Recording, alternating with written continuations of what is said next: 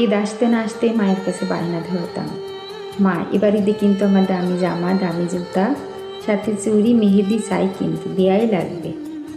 কতই আনন্দ না করেছি, আর এখন মাত্র আর কয়েকটা দিন বাকি, তারপরও মনে কোনো ঈদ বলে আনন্দ নাই। স্বামীকেও বলছি না যে আমার কিন্তু দামি শাড়ি দেওয়া লাগবে, এবার ঈদে দামি জুতা দেওয়া লাগবে। ঈদ বলে কোনো খুশি নাই। এমন অনেক মেয়ে আছে, তাদের ঈদ বলে কোনো খুশি নাই, আনন্দ নাই। তার ভিতরেই আমি একজন।